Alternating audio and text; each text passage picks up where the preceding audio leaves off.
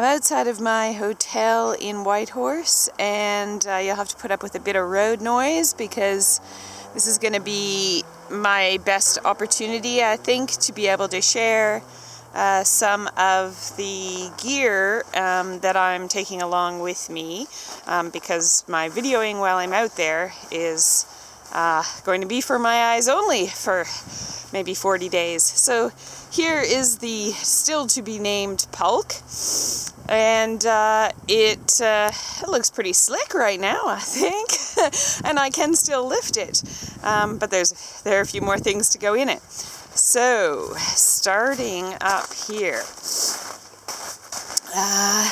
I've chosen to go with a carabiner type connection, which I used last year, and I really like it because it's quick, it's slick, and it sits behind my back rather than on the side, and I like that better. And then I've got this foam all attached on here, which I also used last year, this method. And it keeps the, when the Pulk starts careening towards me when I'm descending, and it's jabbing me in the back, that actually because the carabiners will move, and then the foam is actually what presses against my back, and so that feels much nicer than having the hard plastic. And so going along here, I have put a few little treasure stickers that I found, and hopefully they'll last. And another sticker on that side as well that I found at the airport as I was leaving Perth. And so in the Pulk, now Pulk itself right now is missing a few key items. So on top of the Pulk is going to sit my solar film. And the solar film covers basically the whole top of the Pulk, and you need that much if you're going to try to be able to use a solar charger in weather like that today that we have, which certainly isn't going to do too much. I might be able to get 1% every 30 minutes or something. But yeah, it will lay there and it will do its thing, and when the sun comes out I'll capitalize on that. And the other thing that's got to sit on the outside of my pack is my snowshoes for when I'm not wearing those. And so my next project is to go find a cunning container to put my snowshoes in, because they need to be inside of here, on the top of here, and but not putting holes into the Pulk bag or putting holes into my solar film. So something cunning is going to be developed. So inside the Pulk now, these are the same straps I had last year. I had a little good advice to myself. I have a triple check. This one says look around. This one's sort of hidden because Pulk's a little bigger this time, but it's got it's part of the team written on it. And nothing on this one. That's the strong silent statement. That's everything else. The intuition of everything else that will keep me safe and to be smart about. So, to get into the baby, I'll show you what is hand exposed. And trying to do this with one hand. Here's the world in a Pulk. Up front right now I've got my electronics bag, and most, if not all of that, is probably going to end up in my small day pack that I'm going to be wearing against my back, because a lot of the electronics, I mean, they just aren't going to work. They're not going to function properly in these very cold temperatures unless the batteries are kept warm. So I may do a separate post on what is in the electronics, and certainly as I go I'll surely be talking through some of my electronics as well. Also tucked in the front here right now are my Tula micro spikes. So These babies are just kind of like little mini crampons. There we go. That I can slip on over my shoes on icy sections, icy rivers. And I'll just seal that back up. Okay. In this one, I have various treasures. What would I call this one? The mechanical bag. So in here I've got a stove repair kit, all kinds of little ties. I've got ropes in case, like parachute cord type rope, with a high breaking strain, in case for some reason that the poles somehow bit the dust. If I lost a clamp, a bolt down there, or something bad happened, I've got a rope backup system to be able to pull. I've got a compass in there, little rope bits and bobs. I've got, this is a saw, a folding saw, some duct tape, some cable ties and carabiners, and what else? Oh, I see some repair tape as well in there. Underneath here, oh, and my multi-tool. Yes, the treasure that is a multi-tool, kind of Leatherman type guy with the different screwdriver type things and pliers and all of that. In here I have a camp stove, MSR International Whisper Light, my favorite treasure of a stove, and a pot with a lid and a cup, and a spoon as well in there.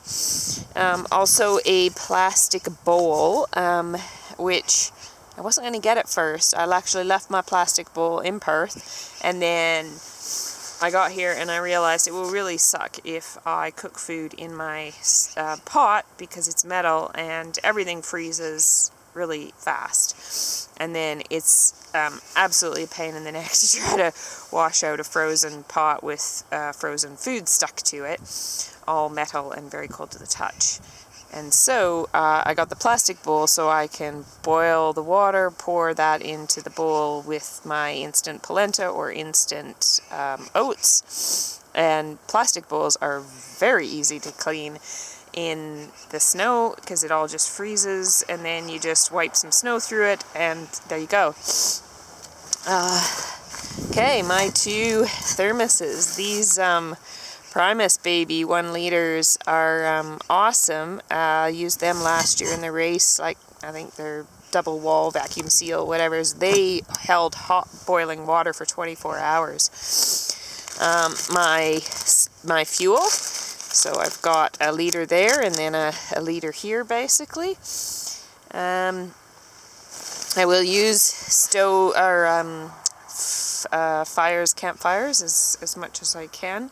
It takes a while to build a campfire and get it hot enough to be able to boil water, but it also takes a while to get the stove out and all of the gear and make that work as well. So it'll be a bit of both depending on the day and what's available for firewood and everything. In this here, what have I got? I can see through that. That is my sleeping bag, which is packed right down in a compression sack. And on the top of that, in that sleeping bag, I have a new Exped down mat rated to an R value of 9. Amazing. I really didn't want to get that for a couple reasons, but I am so afraid of being cold like I was last year, and so I've decided I need 2 sleeping pads. Under here, get this baby up out of the way. Alright, I'll just have to tear into it. you can see my other sleeping pad. So this is the only sleeping pad I had last year for the race. This is a folding out Z-Lite Soul or something like that it's called. So awesome in that it's a closed cell foam thing, so it can't puncture. All of that is good. These little air pockets are supposed to help, but yeah, sleeping on that on the ground with your down sleeping bag that then compresses, that was cold. So now I've got this baby. Now I've got my extra down one that inflates, and that ends up oh gosh, what, 7 centimeters thick maybe or something. Wow, we have some snow coming down. I don't know if you can see that. I can definitely see that. So the bonus too with that baby is that, so I'll put that one on the ground first. That would help protect against any possible punctures or anything. Plus that should make a nice, very nice sitting mat. It might end up during the day, although I sit on the pulk too. The pulk's a good place to sit. Down there, I gotta finish this up because if I get all this snow in here, in my pulk, that's not a good thing. Okay, so in there, down there, I've got an MSR Hubba Hubba tent. It's a 2-man tent, but they are really small and pack up well. And I decided that was worth it for a trip this big, to be able to get in and move around properly in the tent at night. To get myself, my feet taken care of and everything. Then, black bag here. Now, black bag there. That one has my Neos over boots, so that's in case I'm going through slushy terrain. Sometimes there are springs, marshes, and the water doesn't freeze really well. It keeps percolating up over top of the river that it's flowing into, maybe, or whatever. And so these big over boots are in there. Also in this black bag, I've got a ski mask for really windy, really, really terrible conditions, and a balaclava, and another face mask, which I have sprinkled with lavender scent, just a little tiny bit, because when things get harsh, I really found the lavender last year really mentally boosted me. This is my night-night bag. So Tigger's gonna live in the night-night bag. Also in here, so I've got some socks and a spare sports bra in here that I can change into at night if I need to, if what I'm wearing is wet, which I sure hope not, but it'll be readily available for me. And oh, what else is in there? Hand warmers and foot warmers, and my tea tree foot powder and stuff will be there so that I can fix my feet up at night as well. So that's in a night bag. This little one here, oh, look at that, I've labeled it. So smart, if that duct tape stays on there. Eventually I'll get these memorized, but that is my first aid kit in there. This is my nighttime pee bottle, so that I can pee in my tent, and then I can cuddle with it.